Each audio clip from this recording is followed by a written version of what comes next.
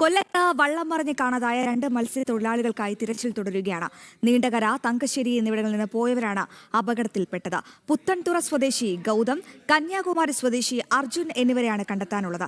ഇടവിട്ടുള്ള ശക്തമായ മഴയിൽ കടൽ പ്രക്ഷുബ്ധമാകുന്നത് തിരച്ചിലിന് തിരിച്ചടിയാവുകയാണ്. വിവരങ്ങളുമായി മനോജ് ചേരുകയാണ്. മനോജ്, കൊല്ലത്ത് നിന്നും മഴയുമായി ബന്ധപ്പെട്ട ആശങ്കാജനകമായ വിവരങ്ങളൊന്നും ഇപ്പോൾ പങ്കുവയ്ക്കാനില്ലെന്നാണ് ഞാൻ കരുതുന്നത്. എങ്കിൽ കൂടിയും ഇപ്പോൾ വള്ളം മറിഞ്ഞ് കാണാതായ ഒരു അവസരത്തിൽ എങ്ങനെയാണ് ഈ തിരച്ചിൽ പുരോഗമിക്കുന്നത്? എന്താണ് ഈ തിരച്ചിലിന് പ്രതികൂലമായി അവിടെ തുടരുന്നത്? മനോജ്.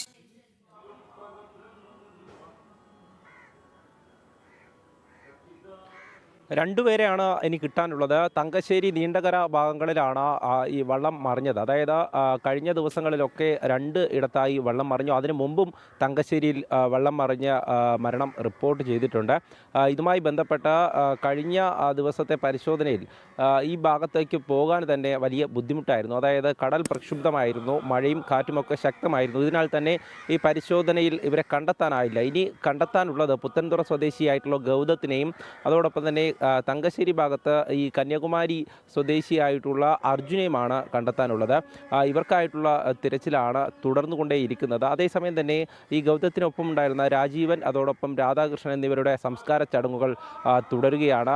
ഇവർ 3 പേരാണ് ഈ വെള്ളത്തിൽ നിന്ന് കാണാതായത്. അതിൽ രാജീവൻ ആദ്യമേ തന്നെ മരിക്കുകയായിരുന്നു. പിന്നീടാണ് രാധാകൃഷ്ണൻ്റെ ഈ മൃതദേഹം കണ്ടെടുക്കുന്നത്. അതിനുശേഷം ഇനി ഗൗതത്തിനായുള്ള തിരച്ചിലാണ് ഇപ്പോൾ തുടർന്നുകൊണ്ടേയിരിക്കുന്നത്. അതോടൊപ്പം തന്നെ ഈ തങ്കശ്ശേരി ഭാഗത്ത് 6 പേർ പോയ ഒരു വള്ളം മറിയുകയും അതിൽ നിന്ന് 5 പേരെ രക്ഷപ്പെടുത്തുകയും ചെയ്തിരുന്നു. അതിൽ ഒരാളെയാണ് കണ്ടെത്താനുള്ളത്.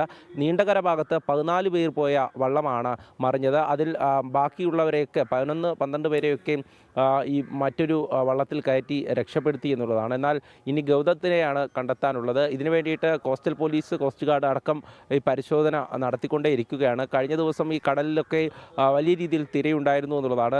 ഈ ട്രോളിംഗ് നിരോധന കാലം അവസാനിച്ചെങ്കിലും ബോട്ടുകൾക്ക് മത്സ്യബന്ധനത്തിന് പോകുന്നതിന് ചെറിയ നിയന്ത്രണം കാര്യങ്ങളൊക്കെ ഉണ്ട്. കാരണം കടലിലേക്ക് പോകുമ്പോൾ അപകട സാധ്യത ഏറെ കൂടുതലാണ്. വള്ളങ്ങൾ പോകുമ്പോൾ വള്ളങ്ങൾ മറിയുന്ന ഒരു സാഹചര്യമാണ് നിലവിലുള്ളത്. അശ്വതി.